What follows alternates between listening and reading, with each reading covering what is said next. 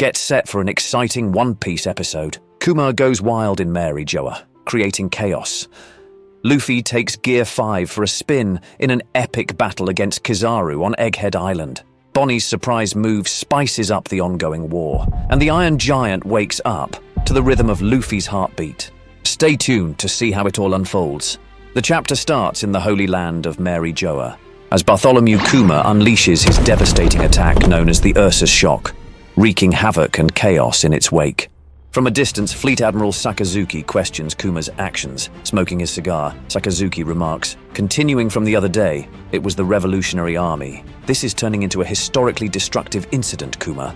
In the background, a Marine exclaims, "Fleet Admiral Sakazuki." Meanwhile, the obnoxious Saint Charlos of the Celestial Dragons belittles the Marines, labeling them as useless soldiers. He takes the opportunity to complain to Akainu about his lobster order being out of stock the previous night, expressing concern about dwindling food supplies. Another Celestial Dragon urges Charlos to set aside his trivial grievances and declares that he is injured. He then orders Akainu to execute Kuma promptly. Akainu, addressing Kuma, states, "Hey Kuma, if we can't control you, I can't allow a dangerous individual like you to roam freely.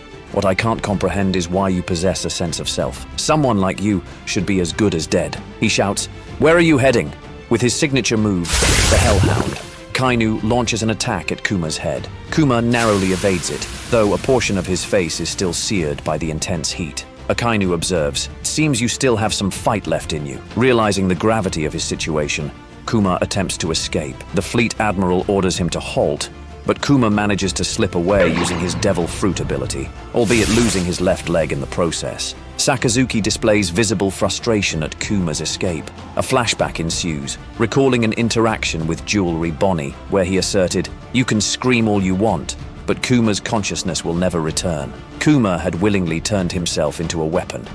Bonnie vehemently rejects Akainu's claim, labeling him a liar and refusing to believe that Kuma would abandon her. One of the Celestial Dragons asks about Kuma's whereabouts, questioning how he managed to elude him. He criticizes Akainu, stating that he cannot be a true Fleet Admiral. However, Sakazuki disregards the comments and muses aloud about Kuma. He wonders about Kuma's destination, referring to him as a puppet who has lost everything, including his will and mind. We shift to Egghead Island, where the combined efforts of the Marines and pacifistas have successfully eliminated the robotic sea beasts. As a result, the Marines have gained access and reached the Fabrio phase. Upon their arrival, they observe Admiral Kizaru's presence within the Laba phase situated high above the clouds. On the Laba phase, Luffy and Kizaru engage in a tense battle. Luffy employs his Gear 4 Snake Man form to relentlessly assault the Admiral with punches. Kizaru manages to block the barrage and acknowledges Luffy's newfound strength, stating, "You're definitely the one who defeated Kaido." During their clash, Kizaru inquires about Luffy's motive for protecting Vegapunk, asking, "What's the reason behind this for a pirate like you?" Luffy promptly retorts, "That's the question I want to ask. Why do you guys want to kill Dr. Vegapunk?" Kizaru responds, seemingly surprised, "Kill him?" He then quickly teleports a significant distance away, leaving Luffy astonished by the distance he covered. Kizaru, preparing to unleash a powerful attack, confesses that he doesn't want to kill Vegapunk, as he has known him for a long time. With supersonic speed, the Admiral accelerates towards Straw Hat, delivering a devastating kick that sends Luffy hurtling into the distance. Luffy crashes into Vega Force 1, which is carrying the Thousand Sunny. Upon impact, the robot is destroyed, dropping the ship. At that moment, Kizaru has a flashback that hints at his regret for having to harm Vegapunk. Luffy rips straight through the robot and hurtles straight into the Frontier Dome, triggering its defense system to activate. As the Thousand Sunny plummets, Frankie and Lilith leap out of the ship. Lilith urgently instructs Frankie and Bonnie to run just as the colossal robot explodes. In the aftermath of the explosion, Lilith mourns the loss of Vega Force 1, their dream robot, and asks about the well-being of the Thousand Sunny. Frankie, however, is more concerned about Luffy's safety and curses the Admiral. Kizaru confronts Bonnie, remarking, "You've grown so much. Kids these days sure do grow fast." He questions why she's obstructing his mission to assassinate Dr. Vegapunk, considering her supposed animosity. Bonnie counters, shouting, "My enemy has changed," and attempts to attack him with her Trace Death Thrust. Nevertheless, Kizaru anticipates her attack and effortlessly evades, urging her not to make him hurt more people than necessary. He swiftly kicks her away.